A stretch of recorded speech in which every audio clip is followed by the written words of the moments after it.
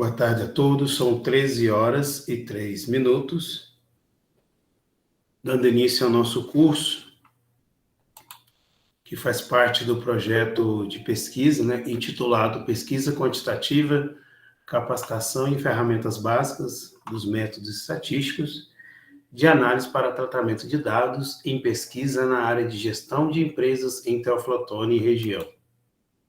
Agradecer também a Pró-Reitoria de Extensão e Cultura da Universidade Federal dos Vales do Jequitinhonha e Mucuri, pelo apoio, pelo suporte à realização desse curso. Agradecer aos presentes, Sabrina, Cassandra e Ângela. E só para dar início, então, ao nosso curso, fazer um breve comentário, que nós vimos anteriormente. Nós começamos a falar sobre o conteúdo 3, que é sobre formas de coleta de dados. Boa tarde, Wallace. Sobre formas de coleta de dados. E essa forma de coleta de dados, nós sabemos que nós temos, na literatura, nós temos autores que nos dizem o seguinte: nós temos alguns tipos de pesquisa que nós classificamos em pesquisa exploratória. Qual que é o intuito de uma pesquisa exploratória? Boa tarde, Maria Clara. Boa tarde, Everton. Essa pesquisa exploratória... Boa tarde. Essa que eu só dei uma introdução breve aqui, tá? Para vocês, falando sobre os tipos de pesquisa. A literatura nos aponta a pesquisa exploratória, que é uma pesquisa onde eu quero conhecer um fenômeno, onde eu quero conhecer um objeto. Então, essa pesquisa exploratória, muitas vezes, ela faz com que o pesquisador ele conheça sobre um fenômeno. Então, eu vou explorar aquele fenômeno. Mas que técnicas ou que formas de coleta eu posso utilizar? A etnografia, que não sei se vocês já ouviram falar. A etnografia é aquela que você faz parte daquele contexto, que você está analisando, você mergulha junto com aquelas pessoas. A etnografia, por exemplo, quem fala muito isso é Godoy, de 1995, até um artigo muito bom que fala sobre etnografia. Outra técnica que fala é pesquisa documental. A etnografia, por exemplo, é quando você pega um pesquisador e ele mergulha no meio daquele público que ele está pesquisando. Um exemplo é quando você tem um pesquisador, um antropólogo que vai para uma tribo indígena e passa a fazer parte, morar junto com os indígenas. Então, a etnografia tem essa característica. Por que eu estou falando isso? Porque eu vou chegar no ponto em que nós continuamos, em que nós paramos sobre formas de coleta de dados. E aí, a pesquisa exploratória é aquela pesquisa para você conhecer. Então, a etnografia é um exemplo, pesquisa documental também é outra forma de coleta, estudo de caso. Bom, aí tem alguns autores na literatura que chamam essa pesquisa, Você tem dois tipos de pesquisa que nós chamamos de pesquisa conclusiva, aquela que você conclui. Uma delas é a pesquisa descritiva, que nós estamos falando, onde você tem como forma de coleta de dados o levantamento de campo, alguns chamam também de survey, observação, que depois nós vamos chegar nesse ponto. A pesquisa documental também pode ser uma pesquisa descritiva. Só lembrando que pesquisa documental é diferente de pesquisa bibliográfica. Qual que é a diferença, professor? A pesquisa documental, segundo a literatura, segundo alguns autores, a pesquisa documental é aquele material que não teve nenhum tipo de tratamento. Alguns falam também que na pesquisa documental é aquele material que teve uma finalidade e quando você vai lá, busca aquele banco de dados, a sua finalidade é outra, podemos considerar que essa técnica que você utilizou é pesquisa documental. A observação é quando você observa, e nós vamos ver alguns tipos de observação também, que você tem a observação que é disfarçada, não disfarçada, e por aí vai. Tá? Tem a observação participante, que a literatura também aponta. E, por fim, outro tipo de pesquisa conclusiva, aquela que conclui, é a pesquisa explicativa. Essa, sim, é o que usa do mais alto grau de sofisticação em relação ao uso de análise multivariada, ou seja, estatística, né, multivariada. Ou seja, você vai utilizar de técnicas de estatística para você, né, o que a gente chama de técnicas multivariadas, para você analisar um fenômeno. Mas aí a forma de coleta de dados também pode ser por meio de pesquisa documental, levantamento de campo. Se vocês vão ver alguns falar de dados em painel, ou vocês vão falar de dados transversais ou cross-section, certo? Dados de série temporais.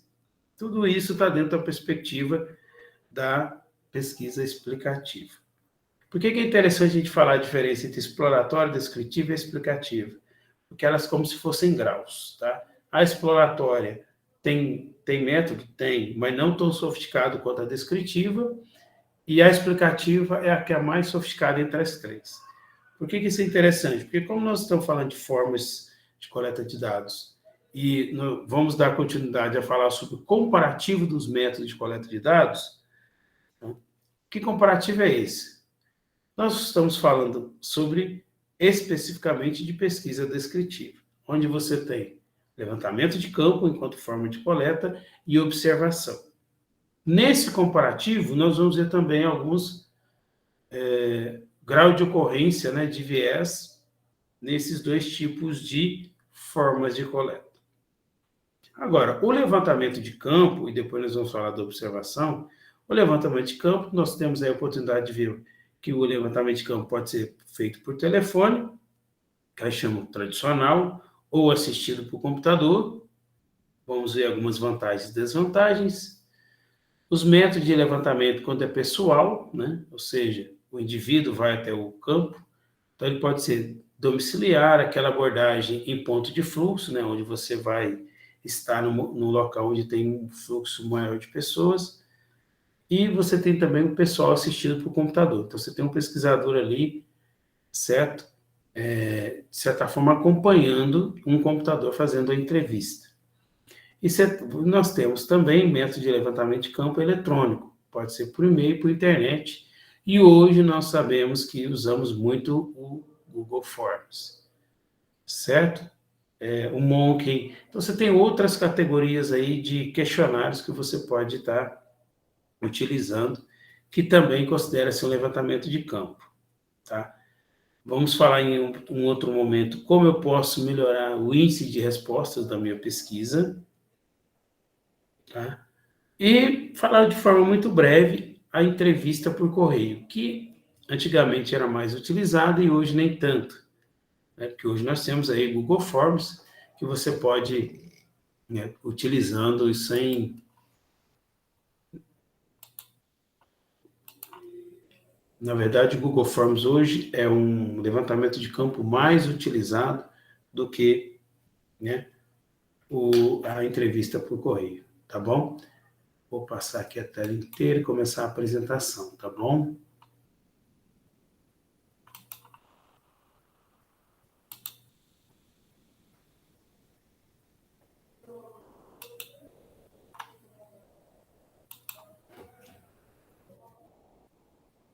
Sempre lembrando da velha frase do Galileu Galilei, né? Mensure o que é mensurável e torne mensurável o que não é. Então, nós paramos aqui no slide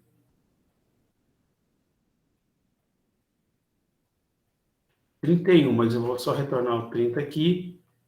Estão vendo a apresentação? Estamos sim, professor. Obrigado. Então, nós iniciamos, então, pela técnica de levantamento de campo, que está dentro da perspectiva da pesquisa conclusiva, que pode ser dividida em dois tipos, pesquisa descritiva e pesquisa explicativa. Tá bom?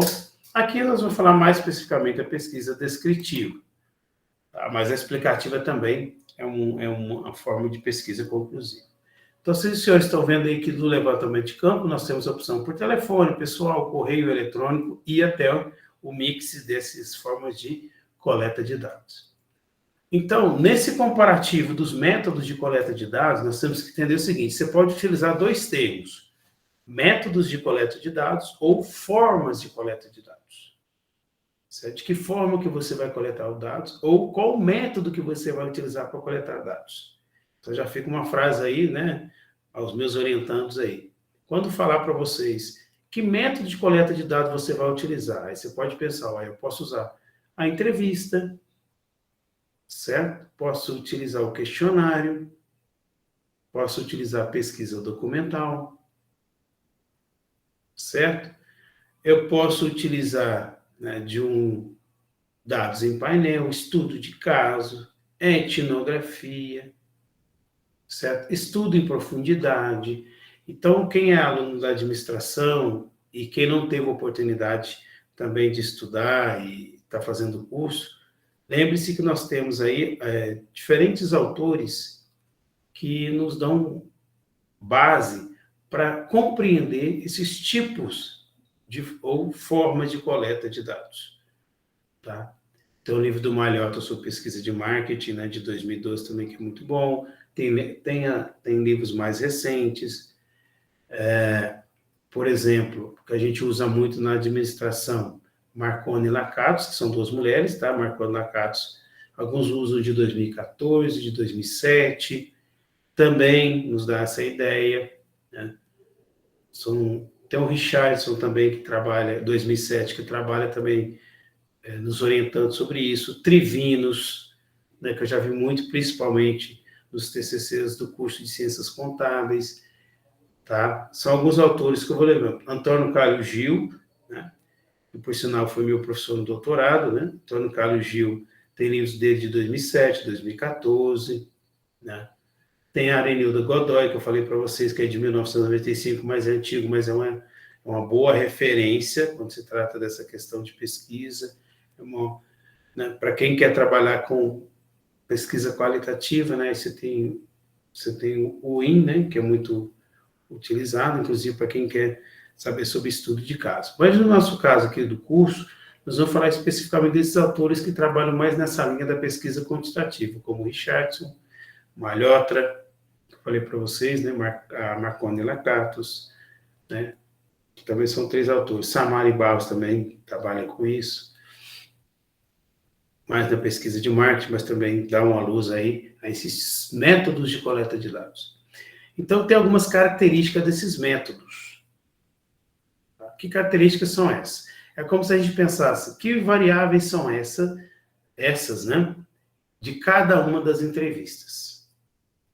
Então, quando você vai escolher, por exemplo, você é uma empresa de consultoria e foi contratada para realizar uma pesquisa. Primeiro, tem que estar bem claro qual que é o objetivo dessa pesquisa. Se for uma pesquisa de mercado, se for uma pesquisa de marketing, se for uma pesquisa científica. Primeiro. Pesquisa de marketing é mais amplo que pesquisa de mercado, tá? A pesquisa de marketing pode abordar também pesquisa de mercado. E aí, dependendo do tipo de pesquisa, primeiramente, dependendo do tipo de objetivo, você vai ter pelo menos uma ideia de qual método de coleta você pode usar. Ou se é entrevista pessoal, telefone, questionário. Tá? E o exemplo, se o meu objetivo é analisar, por exemplo, analisar a preferência dos clientes em relação a um produto. O ideal, se eu quero analisar a preferência, certo? Eu posso partir do pressuposto que talvez a entrevista pessoal seja melhor do ponto de vista e que eu tenho maior controle amostral. Um exemplo para vocês. Ou um outro exemplo. Né? Eu posso usar a entrevista por telefone? Também. Só que o meu erro amostral, ou meu controle amostral, ele é menor. Ou seja, ele é médio. Então, dependendo do objetivo e dependendo do que se pretende analisar, né, você pode escolher um tipo ou um método de coleta de dados, ou uma forma de coleta de dados, ou um tipo de coleta de dados. Um exemplo, a entrevista pessoal, ela é mais versátil, né, do que as demais, embora o custo seja mais alto, né, consequentemente o tempo de aplicação, ou seja, que você vai coletar os dados é alto. O controle amostral também é alto, você consegue controlar melhor que elementos você vai entrevistar. Aí a gente sempre lembra, ó, tem o erro amostral e não amostral. O amostral é referente à quantidade de elementos, né? Então você pode ter controle amostral e também do erro amostral e não amostral. Quantidade de dados também você precisa uma quantidade maior, certo? A qualidade dos dados vai depender muito, né? Principalmente do seu questionário, tá aí, vídeo quadro 2, mas só para a gente entender também que a qualidade dos dados depende muito também do pesquisador, de quem está fazendo a entrevista, do consultor, né? Por exemplo, quando se trata da garantia de anonimato é baixa, por que a garantia de anonimato é baixa? Porque você sabe quem está te entrevistando. E você sabe quem está te entrevistando e a pessoa que está entrevistando sabe quem você é, né? Vocês estão ali sendo entrevistados. A habilidade exigida para a aplicação também é alta, até porque você tem que saber abordar as pessoas, conseguir coletar as informações de forma clara. Não só coletar, né? Na verdade, você perguntar, fazer a pergunta de forma clara, objetiva, concisa, de forma que o seu entrevistado possa compreender e, consequentemente, fornecer as melhores respostas. As melhores respostas não significa aquelas que você quer, e sim aquelas que ele compreende que seja a melhor resposta ou represente aquele fenômeno que você está estudando. Na visão dele, né? Mas na visão do entrevistado, e não do entrevistador. Uniformidade da mensuração é baixa. Por que a uniformidade da mensuração é baixa, né? Se a gente for pensar na perspectiva de mensuração, né? Na perspectiva de você medir os dados, né? Ela é baixa do ponto de vista em que a entrevista pessoal, ela não necessariamente precisa ser um questionário fechado. O que é? Porque entrevista pessoal, gente, pode ser um questionário aberto. Então, é mais difícil você mensurar, tá? Vamos pensar bem. Entrevista é diferente de questionário. Nessa perspectiva, nós estamos trabalhando. A entrevista pode ser umas perguntas abertas. O questionário, geralmente, nós, da área quantitativa, consideramos que o questionário ele é estruturado. Significa que ele tem uma estrutura e muitas vezes ele tem as opções para o meu entrevistado responder ou assinalar, né? Ou escolher. O índice de resposta ele é alto, tendo em vista que você está presente junto ali ao seu entrevistado. Então, a chance de você conseguir é muito maior, né? Por isso que o índice de resposta é alto. Nível de educacional exigido dos respondentes, ele é baixo, porque você vai tentar o máximo possível fazer com que o seu entrevistado compreenda. Por isso que você não precisa ter um entrevistado com mais alto nível educacional, porque ele pode ter facilidade de responder como você explica para ele, né? Faz a pergunta, ó, aí ele fala, você entendeu ou não entendeu? Aí você faz a pergunta de novo.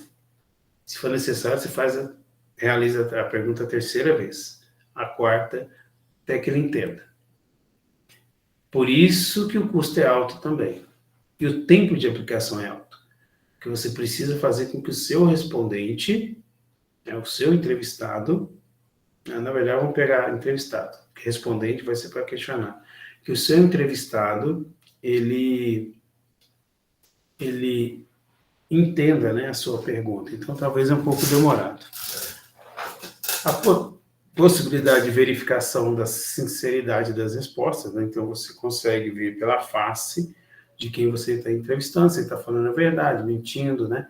Se está sendo sincero ou não.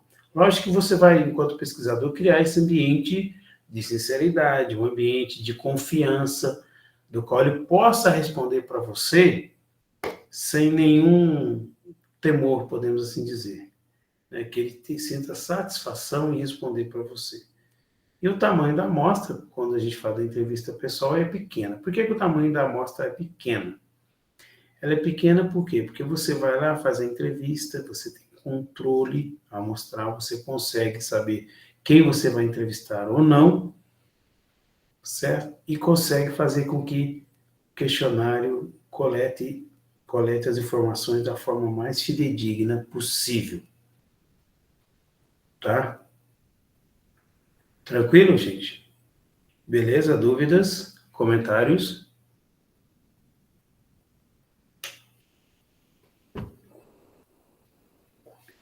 Eu vou pedir agora para um de vocês, eu não estou vendo ninguém, tá? Só estou vendo os slides aqui. Algum de vocês que se disponibiliza a só ler o comparativo do método de coletas, a entrevista por telefone. Eu vi que tem a Cassandra, Eberton, Maria Clara. Maria Clara, eu lembrei de você. Você pode ler para mim? Claro, entrevista por telefone, né? Só quer saber as características, né?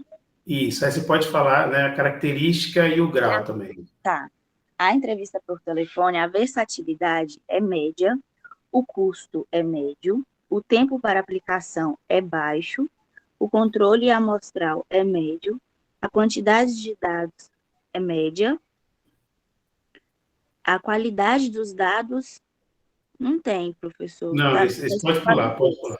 Uhum. A garantia do anonimato é baixa, a habilidade exigida para aplicação é alta, uniformidade da mensuração é média, índice de resposta é alto e o nível educacional exigido nos respondentes é baixo, a possibilidade de verificação da sinceridade das respostas é baixa e o tamanho da amostra tem que ser grande. Perfeito, obrigado, viu? Agora, tem algum detalhe aí que você queria comentar sobre todas essas características aí? Que talvez você não tenha entendido? Vamos, né? Você não vai, como diz, eu não quero que você explique, eu quero falar assim, professor, isso aqui eu não entendi, por que essa característica ele colocou média, alta ou baixa? Uniformidade da mensuração. Uniformidade da Mensuração. mensuração. Perfeito. Quando a gente fala de uniformidade da mensuração, quando falar para vocês de uniformidade, a gente está falando de uma coisa que é uniforme, de uma coisa que é padrão, concorda? Sim. Se é uma coisa que é padrão, quando você vai para uma método de coleta que é a entrevista, e eu já disse para vocês que muitas vezes a entrevista são questões abertas, certo? A entrevista pessoal, por que a uniformidade de mensuração é baixa? Primeiro, porque são questões abertas, perfeito? E aí, para você padronizar, para você mensurar, é muito mais difícil. Por isso que coloca entrevista pessoal, a uniformidade da mensuração é baixa. Ou um exemplo, a uniformidade das respostas é baixa. Por quê? Cada indivíduo vai responder de uma forma. Certo, Maria Clara? E aí, para você criar um padrão de respostas é mais difícil na entrevista pessoal. Já na entrevista por telefone, ela, de certa forma, ela tem um grau melhor, ela passa a ser uma uniformidade média, porque quando a entrevista por telefone, você pode fazer uma seleção aleatória, certo? Ou, muitas vezes, quando você vai à entrevista por telefone, você possivelmente vai pegar um público, talvez de uma não posso dizer classe, né, mas de um intervalo, podemos assim dizer, mais homogêneo. Aí você melhora um pouco essa questão da uniformidade da mensuração, principalmente na resposta. Vou citar um exemplo. Se eu quero entrevistar empresários, né, e aí eu vou fazer entrevista por telefone, quando eu faço entrevista por telefone para empresários, a linguagem deles já é um pouquinho mais semelhante, né? Porque eles vivem no mesmo contexto ali de mercado e tudo. Aí a tendência é que eu tenho, de certa forma, mais uma facilidade, podemos dizer, média de uniformidade de mensuração do que se eu fosse fazer uma entrevista pessoal de forma aleatória, né? Talvez, né? A gente fala muito disso. Tem mais alguma outra que você ficou em dúvida, não? Não, os outros eu consegui entender. Por que você acha que o tamanho da amostra tem que ser grande? Assim como um questionário.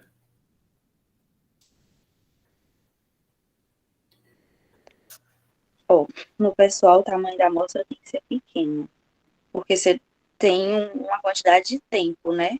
Uhum. Não, não quer dizer questão de tempo mesmo de aplicação. Se telefone e questionário online, você tem que ter uma amostra maior, porque você tem um tempo maior para análise. Não sei, professor, se faz sentido. Não, tá indo bem. Por exemplo, olha para você ver, o tempo de aplicação que você tem com entrevista de telefone é baixo, né?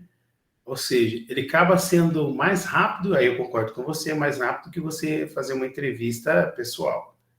Porque você vai ter que se deslocar até o seu indivíduo, né? O seu elemento de resposta, ou, né? ou a pessoa. Isso já está dentro desse tempo de aplicação, né? Deslocamento, chegar, você vai abordar a, a pessoa, né? Você vai convencer ela, você vai criar um clima para coletar os seus dados. Para você vai ser muito bom a gente conversar sobre isso também, né? Por outro lado, quando a gente vai pensar na entrevista por telefone, é só uma ligação, e a ligação é rápida, tem o número certo, né? E você faz a ligação, você vai ter o indivíduo, vai ter ali. Então, ela vai ser muito mais rápida, então o tempo de aplicação é mais baixo.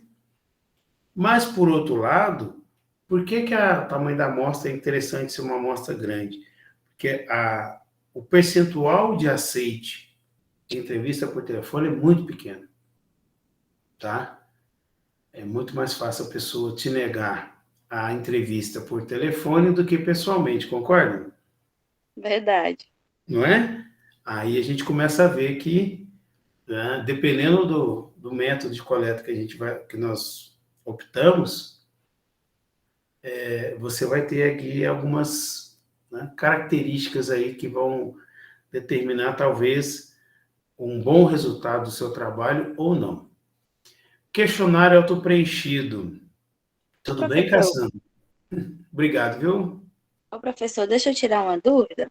Até Se eu duas. tiver, se eu estiver fazendo a aplicação do questionário autopreenchido, e aí, no meio do projeto, eu vejo que não está sendo eficaz, eu posso migrar para a entrevista pessoal, por exemplo? Pode.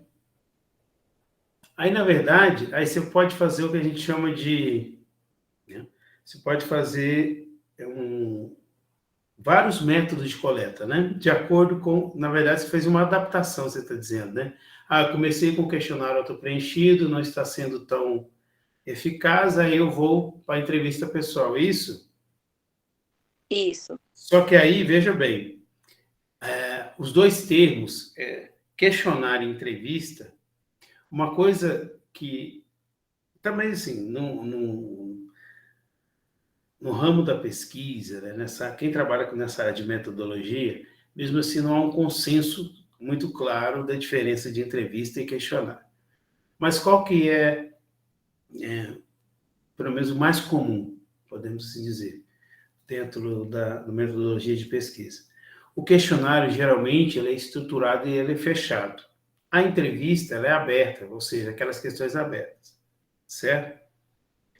Tem outra questão também da confidencialidade, né? No questionário, eu não vou estar sabendo quem respondeu. Se eu for ligar ou se eu for entrevistar, eu já vou saber quem é que respondeu. Sim. O questionário autopreenchido, eu não sei se você sabe, por exemplo, eu apliquei uma vez quando eu fiz graduação. Como é que é esse questionário preenchido? Você elabora um questionário fechado, põe no envelope e entrega para o indivíduo, né? Ele preenche e pode te entregar, certo? Um auto-preenchido. O que é auto-preenchido? A pessoa vai preencher sem a sua presença, concorda? Sim, Aí, vamos supor, aí você vai, o auto-preenchido não está dando certo.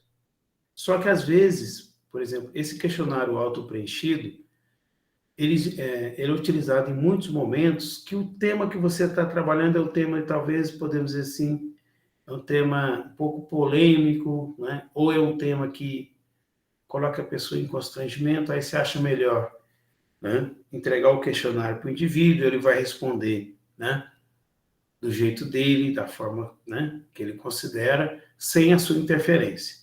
Por isso que ele fala que a versatilidade é baixa, o custo é baixo, o tempo de aplicação é médio. O controle amostral é baixo, né, porque você pode entregar 100 questionários e retornar 10, por exemplo, certo? Quantidade de dados também é média. Garantia de anonimato é média, tá? Por que a garantia de anonimato é média? Porque você sabe para quem você entregou. Concorda? Sim.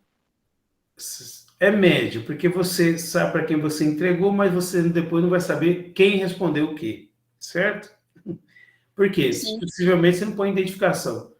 Eu, por exemplo, quando eu fiz um questionário auto-preenchido, que deu um trabalho, porque você tem que fazer um questionário assim, com as perguntas muito claras, porque a pessoa vai responder sozinha, ela não vai ter o seu apoio. Então você tem que ter. Por isso que você faz o que a gente chama de pré-teste. Faz o questionário, faz o pré-teste. Faz o questionário, faz o pré-teste. Você pode até, inclusive, Maria Clara, se o seu público for um público que tem possibilidade de responder, quando a gente fala o nível educacional é mais alto, você pode fazer um questionário auto-preenchido. Por que eu fiz um questionário auto-preenchido? Na época, em 2003, já tem tempo, viu? Acho que nenhum de vocês, talvez tenha alguns aí que nem nascido era. Em 2003, eu fiz um questionário auto-preenchido porque o título do meu TCC foi Mudança do Regulamento Disciplinar da Polícia Militar para Código de Ética. Então, eu peguei um público já com nível educacional maior, que são os militares. A única identificação que eu tinha, se era praça ou oficial. Você sabe que tem duas categorias, né? Existem o praças e oficiais. Tem o chamado oficiais superiores, mas são oficiais. Então, você tem o praças, que vai até, acho que, terceiro sargento. Subtenente, eu acho que já é oficial. Minto, subtenente é praça. Acho que até subtenente que é praça. Depois de tenente para cima, oficial. Né? E aí, como era um público de um grau mais elevado, né, de entendimento, aí a minha orientadora e eu elaboramos o questionário. Tá? Mas como se tratava de um tema um pouco polêmico, tivemos que fazer questionário auto-preenchido, pelo simples fato de que eles vão falar sobre código de ética, sobre algumas questões assim até do trabalho, né? De ser punido ou não, se o código de ética favorecia mais aos oficiais do que aos praças. Então tinha algumas questões polêmicas. E foi muito interessante essa experiência. Tá?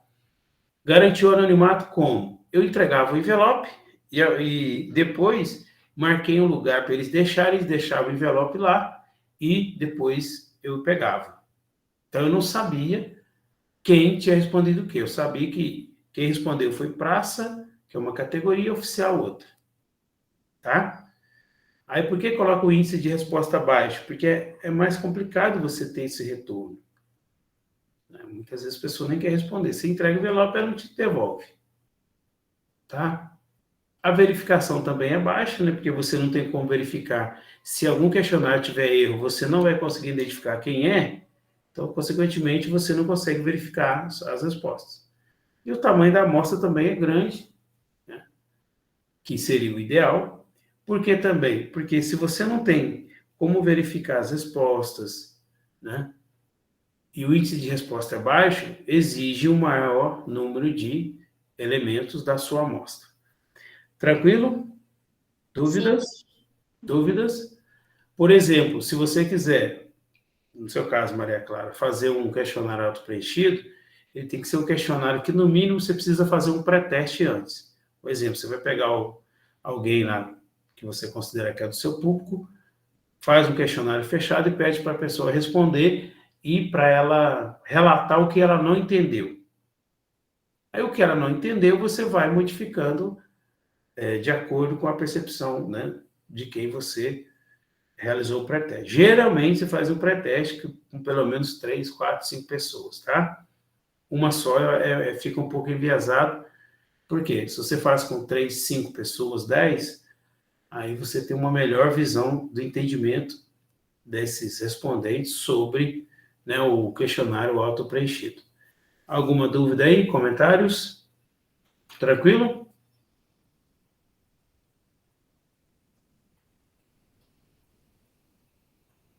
Então, deixa eu passar aqui para o próximo comparativo aqui, que é o que a gente chama de viés, tá? O nível de ocorrência, ou o grau de ocorrência do viés. O que é esse viés, né?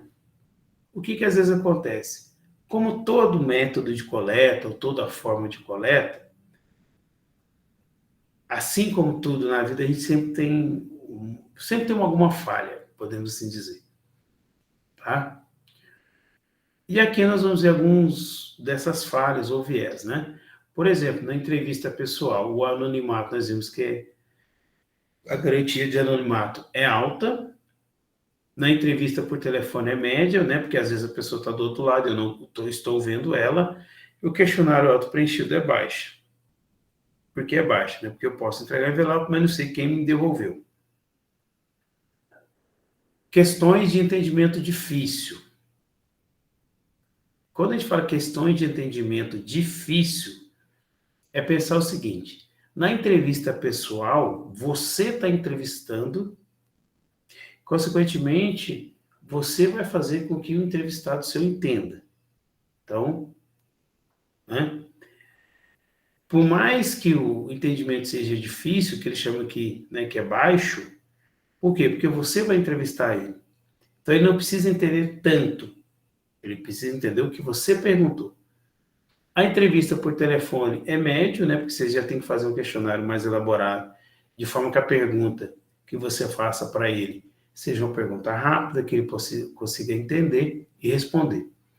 Já o questionário auto-preenchido, a gente fala, questões de entendimento difícil, tem que ser alto, né? Ou seja, o que é isso? Eu tenho que fazer com que as pessoas entendam muito claro, objetivo e conciso as minhas perguntas para poder responder sozinho, tá? Uniformidade da mensuração é alto na entrevista pessoal, médio na entrevista por telefone e baixo no questionário preenchido. Isso aí nós já conversamos, né? Conhecer todas as questões antes de responder. Aqui nós estamos pensando também na perspectiva, né, desse viés, por exemplo, né? A gente pode pensar na perspectiva de quem está sendo entrevistado. Então, todas as questões antes de responder. Na entrevista pessoal pode ser baixo, o viés, desculpa. A entrevista por telefone, o viés é baixo, no questionário preenchido é alto. Por que é alto? Porque quando a pessoa está respondendo o questionário só ela, se ela não entender a pergunta, essa é a ideia. Se ela não entender a pergunta, o viés pode ser muito alto. Porque se uma pessoa não entende, a outra não entende, a outra não entende, aí ela responde de forma aleatória, né, sem entender a pergunta, né, o seu viés fica muito alto. O viés da fraude do entrevistador é alto no pessoal, porque é você que está fazendo. Na entrevista por telefone é médio, né, até porque você vai fazer, mas é por telefone. E a fraude é baixa no questionário auto-preenchido. Por quê? Né? Você entrega e você não vai influenciar a resposta.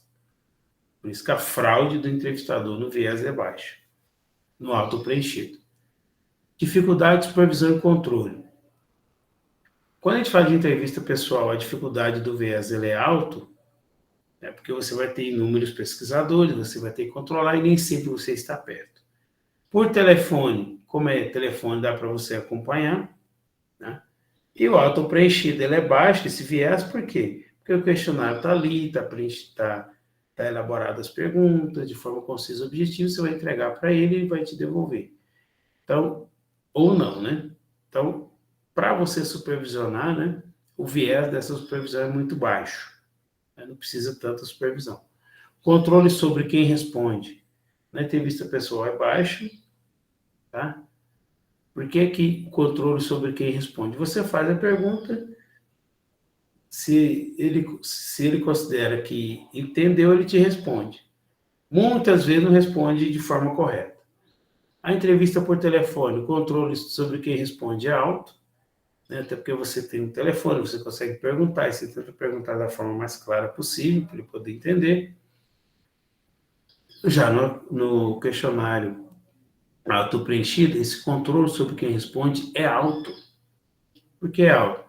Porque eu fiz um questionário bem estruturado, bem objetivo, entreguei, né, para quem foi responder, certo? E eu consigo também, nesse controle sobre quem responde, ele é alto, né? Cai esse viés de alto, porque, na verdade, eu não consigo controlar tanto. Essa é a diferença, né?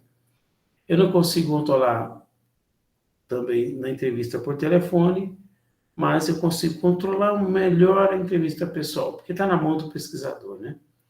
A influência do entrevistador ela é alta na entrevista, porque ele está ali presente, por telefone, porque ele também não está presente, mas está no telefone, e o questionário preenchido, a influência do entrevistador é baixa. Né? Esse viés da influência dele é baixa. Então, a influência do entrevistador ele acaba sendo maior na entrevista pessoal, na entrevista por telefone.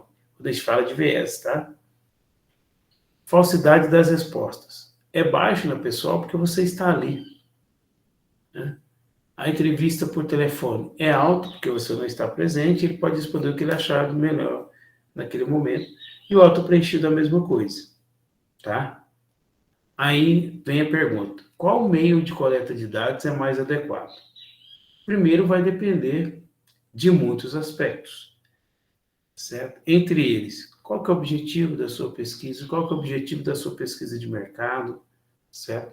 Qual que é o seu entendimento sobre isso? Por isso que falo, tenha bom senso, entenda a lógica do processo e tenha experiência.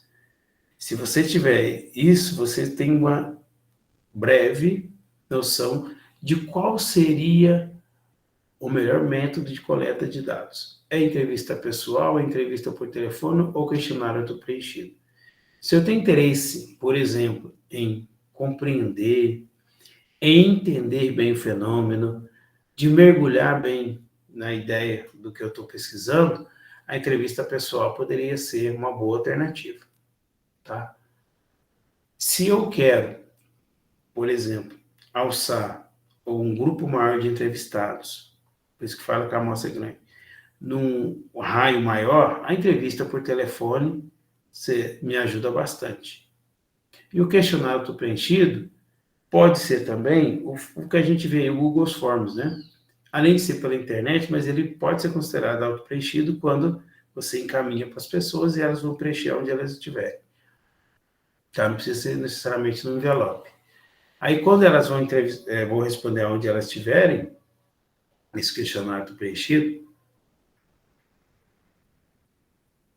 você vai perceber, né, que você consegue ainda ter um certo controle, mas as respostas, essa falsidade, esse viés, ele é muito alto, porque você, uma vez respondido, você não consegue retornar, né, ou rever essa resposta.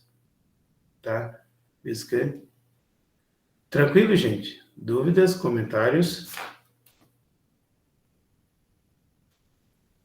Ô, professor, Pode perguntar. só me tira uma dúvida. Eu só não entendi essa questão aí da entrevista pessoal, o viés aí da garantia de anonimato. Por que ela é alta? A gente está falando do viés, né? Isso. Por exemplo, por que a garantia do anonimato ela é alta? Não, o viés dela é alto. Para entender. O viés dela é alto por quê? Porque você não vai garantir tanto anonimato, porque você, pessoalmente, como pesquisador, você conhece quem você está entrevistando. Concorda? Sim. Por isso que a gente chama que o viés é alto. Por que o viés é alto? Porque como se fosse o erro é alto. Por que o erro é alto? Porque você sabe quem você está entrevistando. Entendeu agora? Não, sim, agora entendi, professor. Por exemplo, por telefone, eu posso entrevistar agora por telefone, mas eu não estou te vendo, concorda? Sim. Eu sei da sua voz, sei quem você é, porém eu não estou te vendo. Então, de certa forma, você tem uma certa garantia de anonimato, que ele põe uma garantia média. Ou seja, o viés é médio. Tipo, pode sofrer uma influência do pesquisador nessa questão aí do pessoal? Por isso que o Isso. viés é alto? Mas o anonimato, na pesquisa, a gente está falando muito mais de você, enquanto pesquisador, identificar quem você perguntou, entendeu? Sim. A pessoa não tem garantia de anonimato. Entendi. Agora ficou claro. Entendeu? Sim. Agora sim, professor. Mais alguma pergunta?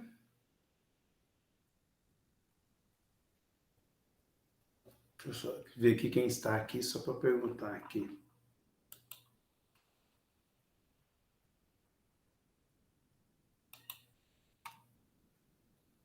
Tranquilo, Ângela? Tranquilo, Bruna? Gabriel Soares, Eberton, Cassandra, Kátia, Maria Clara, Sabrina, Soraya e Wallace. Tranquilo. Se tiver alguma dúvida, a gente pode perguntar, porque às vezes, né? Porque quando eu estou falando de viés aqui, a gente tem que pensar na palavra erro, por exemplo, tá? Só para dizer, talvez seria uma palavra até mais de mais fácil entendimento para nós. Quando nós falamos de erro, ou seja, nesse slide atual aqui, nós estamos falando que o grau de ocorrência de viés, ou seja, o grau de ocorrência de erro, ou seja, eu não consigo garantir o anonimato, por isso que é alta.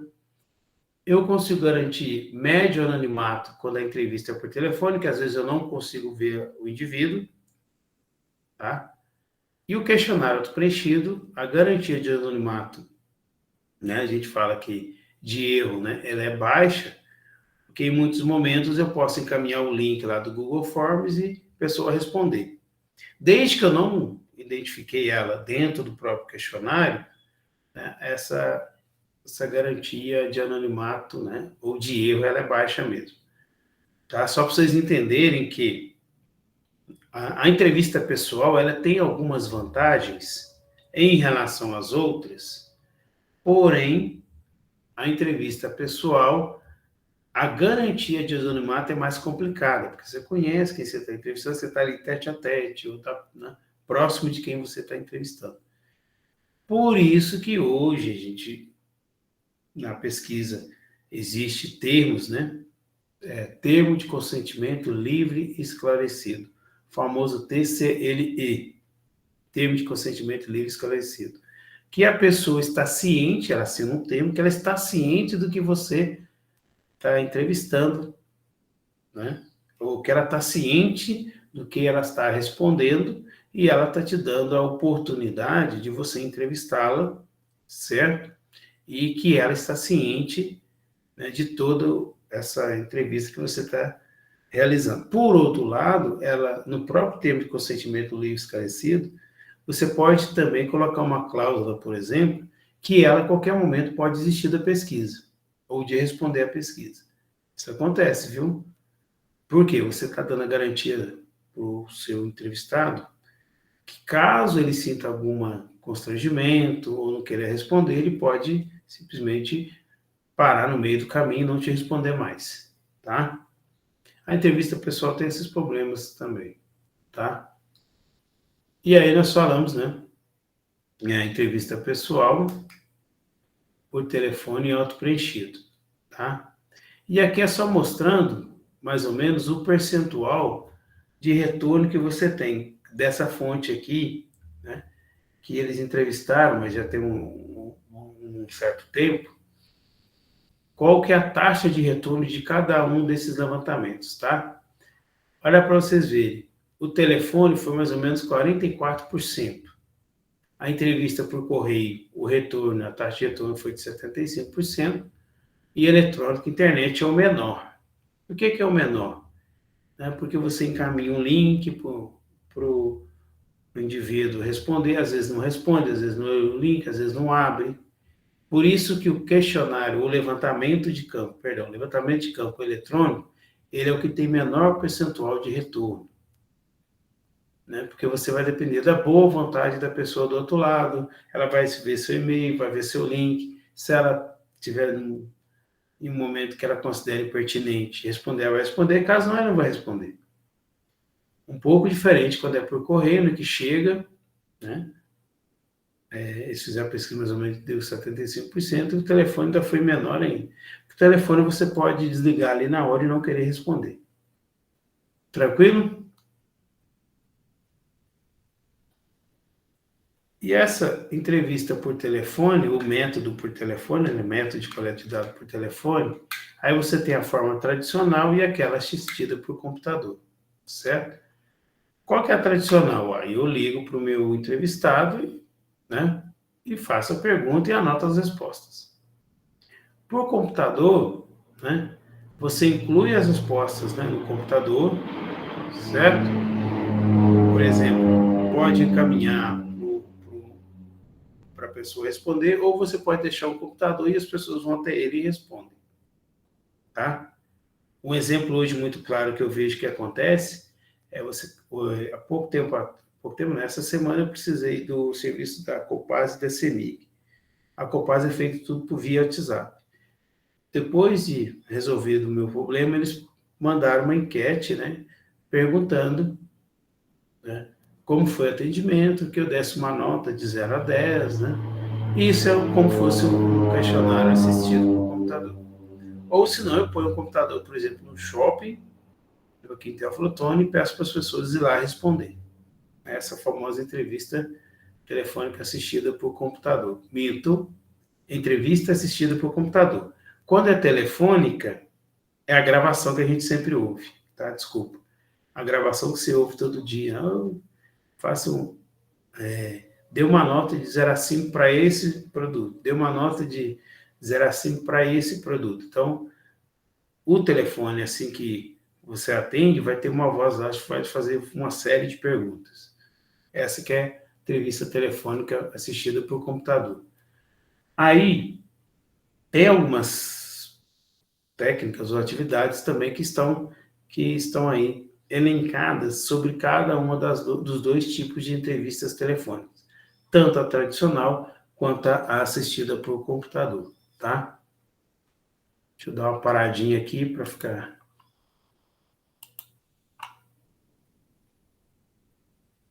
Então, nós paramos aqui nos métodos por telefone, né? Sobre algumas atividades do método por telefone. Eu vou parar um pouco a gravação para dar um intervalo para nós.